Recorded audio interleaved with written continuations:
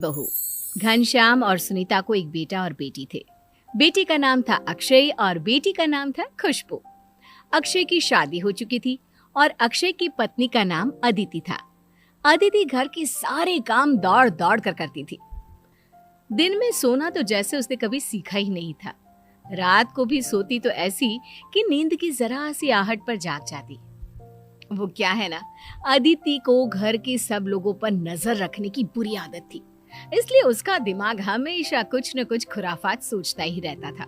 घर में चाहे कोई कुछ भी करे, लेकिन अदिति को उस बारे में पता रखना, फिर उस पर कमेंट करना, इन दोनों ही बातों का बड़ा शौक था। इसकी वजह से बेचारे घर वाले बुरी तरह से परेशान थे। कोई भी काम करते हैं तो डर डर कर किया करते, ये सोचकर कि पता नहीं अदिति को पता चल गया तो वो क्या क्या सुनाएगी।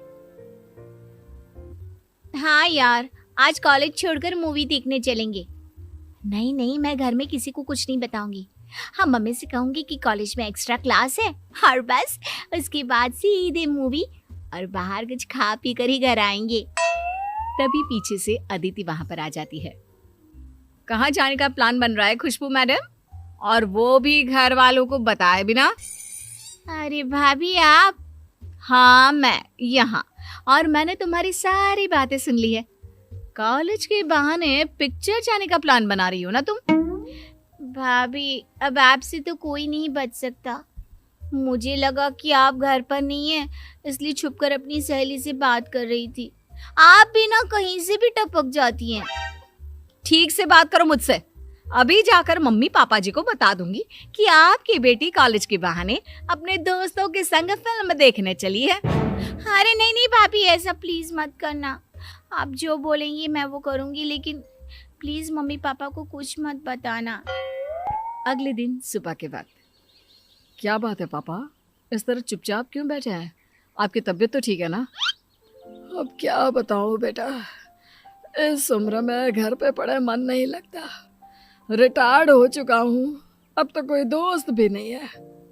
ये बात तो सही है पापा, इस उम्र में मन लगाना वाकई में बहुत मुश्किल होता है। आप कहे तो मैं आपको कहीं घुमाने लेकर जाऊं? क्या पापा जी, अब अपने बेटे से तो झूठ मत बोलिए। मतलब मैंने क्या झूठ बोला?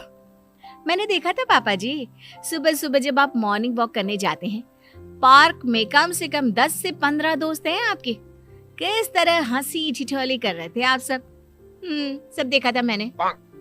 हाँ दीदी ठीक है बेटा, है मेरे दोस्त, बहुत सारे दोस्त हैं। मैं तो बस ऐसे ही उदास बैठा था, थोड़ा सर में दर्द हो रहा था ना, इसलिए। मेरी नजरों से कुछ नहीं बच सकता पापा जी, सब जानती हूँ मैं। मेरी ना तीनों आंखें खुली रखती हूँ। लेकिन बेटा, वो सारे दोस्त सुबह के वक्त मिलते हैं, उसके बाद तो सारा दिन बोर हो जाता हूँ ना मैं। पापा जी, मैं बताती हूँ आपको क्या करना चाहिए। किसी एनजीओ से जुड़ जाइए और उनके साथ काम करिए। इस तरह घर में सारा दिन खाली बैठे रहने से क्या होगा? लेकिन अदिति, अगर पापा को एनजीओ के साथ काम करने में कोई इंटरेस्ट नहीं है तो वो क्यों करेंगे? मैंने कहा ना, पापा जी के लिए वही बेस्ट है। मेरी जान पहचान का एक एनजीओ भी है, मैं वहां पर बात कर लेती हूँ। पापा जी, आप कल सुबह उठकर वहां चले जाना, आपका मन लगा रहेगा। कुछ दिनों बाद, माँ, वो मेरी कॉलेज में ना एनुअल फंक्शन है, तो मुझे एक नया ड्रेस खरीदना था, प्लीज मुझे कुछ पैसे दे दीजिए। खुशबू, अभी पिछले महीने ही तो तुझे इतना सुंदर ड्रेस दिलवाया था, वही पहन ले बेटा। मम्मी, वो ड्रेस तो मैं अपनी दोस्तों के सामने पहले ही पहन चुकी हूँ, मेरी फ्रेंड की बर्थडे में। अब फिर से एनुअल फंक्शन पे वही ड्रेस पहनूंगी तो अच्छा लगेगा क्या? तू बहुत बिगड़ती जा रही है, मेरी कोई बात नहीं सुनती खुशबू। मम्मी जी, मैं तो कहती हूँ खुशबू का थोड़ा ध्यान रखिए, कहीं ऐसा ना हो कि आपकी बेटी बिगड़ जाए। लेकिन भाभी, मैंने ऐसा किया भी क्या? ड्रेस खरीदने से बिगड़ने का क्या कनेक्शन है? चलो, ड्रेस खरीदने से ना सही, लेकिन छुप छुप कर मूवी देखने जाने से तो कनेक्शन है ना। क्या कहा तुमने? कौन जाता है छुप छुप कर पिक्चर देखने? आपकी बेटी खुशबू, और कौन पापा जी। और क्या पता ये नया ड्रेस किस लिए खरीद रही है, हो सकता है आप लोगों से झूठ बोलकर कल को शहर के बाहर पिकनिक मनाने भी चली जाए। भाभी ये आप कैसी बातें कर रही हैं? और वैसे भी ये मेरी लाइफ है। कॉलेज लाइफ सबकी जिंदगी में एक बार ही आती है। अगर मैं उसे एंजॉय करना चाहती हूँ तो इसमें गलत क्या है? वो सब छोड़ो, खुशबू साफ साफ बताओ, क्या तुम हम लोगों से झूठ बोलकर फिल्म देखने गई थी? नहीं मम्मी, ऐसा कुछ भी नहीं है। भाभी तो कुछ भी बोलती है। अच्छा, मैं कुछ भी बोलती हूँ? एक मिनट रुकिए मम्मी जी, मेरे पास ना सबूत है इस बात का। अदिति अपने फोन में खुशबू और उसकी सहेलियों का फोटो दिखाती है जिसमें वो फिल्म देखने गए थे। लेकिन भाभी, आपको ये पिक्चर्स किसने दी? कौन देगा? उस दिन मैं तुम्हारे पीछे पीछे गई थी तुम पर नजर रखने के लिए कि आखिर जाती कहाँ हो तुम। बहू, माना कि खुशबू अपनी सहेलियों के साथ फिल्म देखने गई थी, लेकिन इस तरह उसका पीछा करके उसकी जिंदगी पर नजर रखना ये तो अच्छी बात नहीं। हाँ बेटा, तुम सब लोगों की जिंदगी में इतनी दखल अंदाजी क्यों करती हो? तुम्हें क्या लगता है तुम सबको कंट्रोल कर सकती हो? कंट्रोल नहीं, इसे नजर रखना कहते हैं पापा।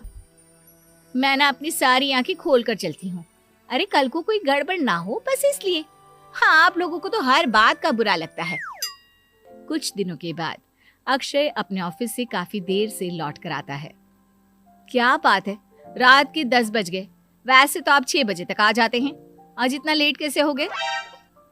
कुछ नहीं अदिति, वो बस ऑफिस में थोड़ा काम ज्यादा था इसलिए देर तक रुकना पड़ा।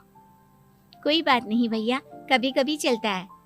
वैसे भी ये आपकी लाइफ है। अगर आप काम के अलावा भी अपने लिए कुछ करें तो इसमें प्रॉब्लम नहीं होनी चाहिए किसी को।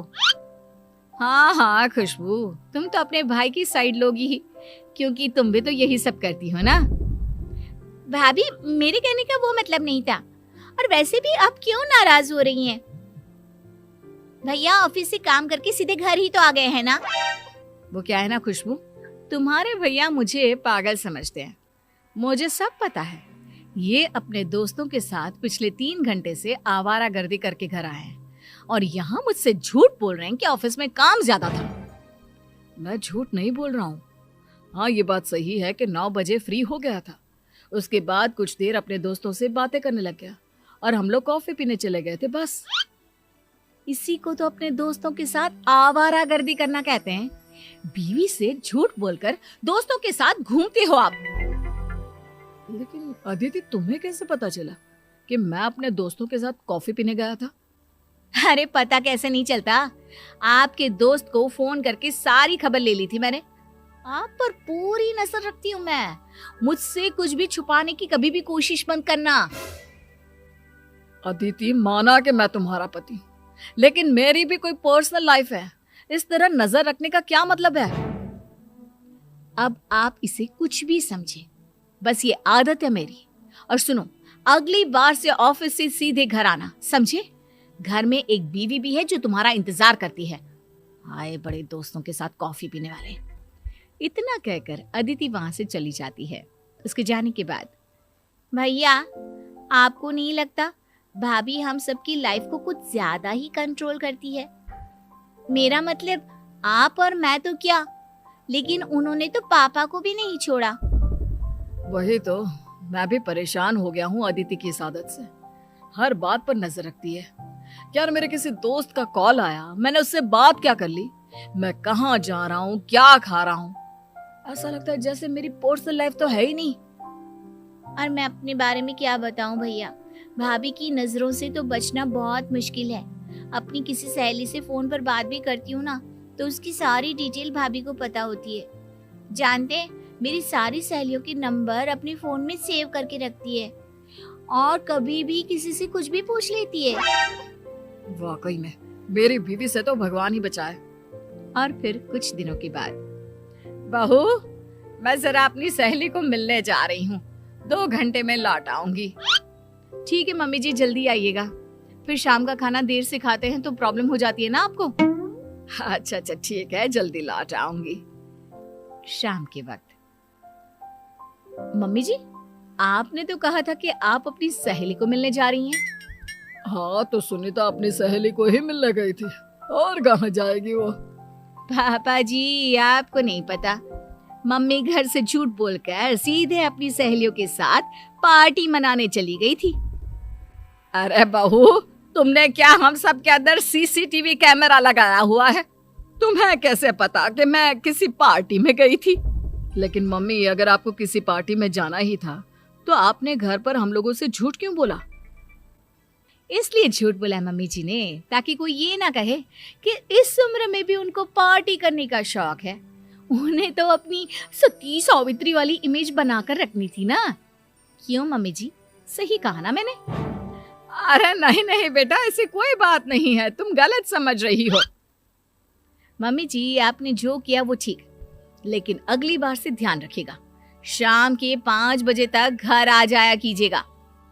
वो क्या है ना, शाम को मुझे भी तो पार्क में घूमने जाना होता है, और फिर देर से खाना खाकर आप परेशान होती हैं, रात भर पेट में दर्द होता है और बार बार मुझसे दवाई मांगती है।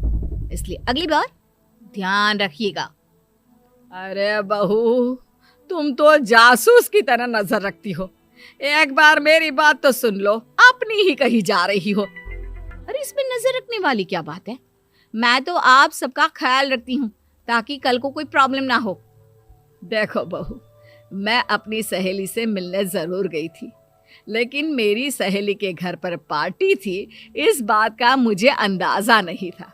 अगर वहां पर पार्टी शुरू हो गई और उसने मुझे रोक लिया तो इसमें क्या परेशानी है? देखा अदिति, मम्मी ठीक कह रही हैं। इस तरह सबकी लाइफ में इतना ज्यादा इंटरफियर करना अच्छी बात नहीं है। और जिसे जो करना है वो करेगा ना। तुम सबकी जिंदगी कंट्रोल नहीं कर सकती। अरे इसे जिंदगी कंट्रोल करना थोड़ी ना कहते हैं, इसे तो केयर करना कहते हैं। भाभी, केयर करना उसे कहते हैं जिससे सामने वाला इंसान भी खुश रहे, लेकिन आप जो करती हैं ना, उसे प्राइवेसी में दखल अंदाजी करना कहते हैं। और एक बात ध्यान रखिएगा भाभी, कोई भी इंसान किसी दूसरे की लाइफ को कंट्रोल नहीं कर सकता, तो आप भी वो कोशिश मत करिए, क्योंकि अगर आप ऐसा करेंगी ना तो सिर्फ रिश्ते खराब होंगे। खुशबू ठीक कहती है, तुम बहुत अच्छी हो अदिति। बस ये सब लोगों पर अपनी नजर रखना और उनको बात बात पर टोकना बंद कर दो। अब अदिति की आंख खुल जाती है। अपनी इस आदत की वजह से सब लोगों के मन में अपने बारे में ये सोच देखकर वो अपने आप को बदलने का सोच लेती है।